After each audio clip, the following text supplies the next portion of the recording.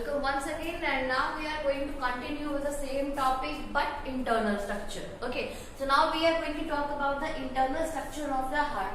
Initially we have discussed about the external structure. So when we are talking about the internal structure, then there is basically the longitudinal section of the heart. In this you can see auricles and ventricles. These two upper small chambers are known as auricles and the lower broad chambers are known as ventricles. Okay, so you can see that over here the walls are thin on the both auricles, and when we are able to see this one, then the walls are basically thick in comparison to this one. And when we are comparing the wall of these two, then here it is thin and this left side is having the thicker one in comparison to all the chambers. But why is it so that it is having the thicker wall? Actually, the reason is there that it has to transport the high pressure blood to the various part of the body through the aorta. That is the reason it is having the thicker wall. Next thing, when we are talking about the auricles, then these are basically the collecting chamber. So blood is going to collect in this chamber. From where it will come? It will come through the vena cava. This one is the inferior vena cava and here it is the superior vena cava.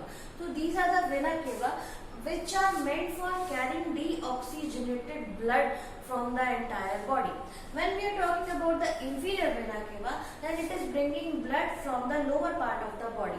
Means the body parts which are lying below the heart and the body parts which are lying above the heart, that are under the category of superior vena cava. So superior vena cava will be bringing the blood from the head, from the brain, from the arms, and here the lower part of the body like your legs, your abdomen. So all these parts will be having the supply from the inferior vena cava. Okay, so inferior vena cava में blood आया lower body part से, superior vena cava में upper body part से. Okay, so this one is the opening of superior vena cava and here this one is the opening of the inferior vena cava. Now you must be thinking then what it is. It is basically the coronary sulcus.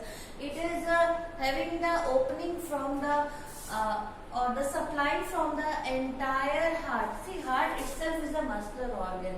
So whatever the cells will be there inside the heart, they are also using the oxygen and they will be also generating the carbon dioxide while working. Okay, so that carbon dioxide rich blood is going to be supplied from the entire heart into the coronary sulcus. That is why it is having the three openings, and these two openings are having walls, and the third one that is not having the wall because it is lying there at the angle, so it is not required to have a wall. When it is going to pump up, then the blood it can enter inside this one, but so as to stop the entry of that blood inside these two, there are walls. But here it is not required because when it will be pumping, then the sort of arrangement is like that, it will not move backward. Next thing is here, then the blood from this chamber is going to be poured down, and in between we are having valves, and they are basically three semicircular valves. That is the reason they are known as tricuspid valve. And from the tricuspid valve, when it is going to open, the blood is going to be poured down into the right ventricle. So the type of blood which is present inside the right ventricle is also deoxygenated. Then from this part, from the right ventricle, the blood will be taken to the lungs so as to get oxygenated, and the pipeline which is going to carry the blood will be pulmonary artery. Remember this point, it should be pulmonary artery. Actually that is a sort of exception. When we are talking about the arteries and veins, then the main function of the artery is to carry oxygenated blood and the vein so as to carry deoxygenated blood, but that is the exception. In case of heart, basically pulmonary arteries and veins, when we are talking, then the pulmonary artery will be carrying deoxygenated blood and the pulmonary vein will be carrying oxygenated blood. Okay, so from this part the blood is going to be carried with the help of pulmonary artery.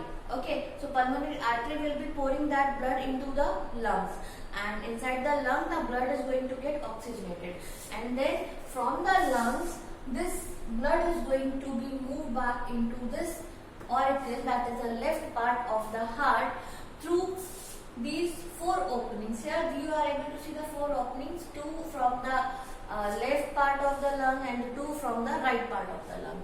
So these are also not having any sort of walls. The reason is there that they are also lying in such a position that the backflow cannot be there. Okay.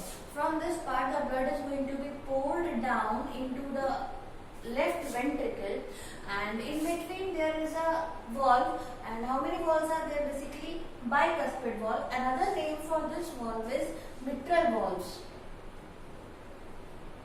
Okay, mitral valve is also another name, and because they are 2 in number, that is the reason 2 semicircular valves are there, or cusps are there. That is the reason they are known as bicuspid valve. See, cuspid means basically cusp, C-U-S-P. Cusp means a semicircular structure or the valve. Okay, so it will be poured over here, and from the left ventricle, then this blood is going to reach to the aorta, and this is the part of the heart which is having the maximum pressure, and from this one the aorta is going to get that maximum pressure of the blood, and from the aorta the blood is going to be supplied to the entire body. Okay, in this way how it works. Now let's move. They have auricles, we were talking, they have thin walls because they have to force blood in the ventricle.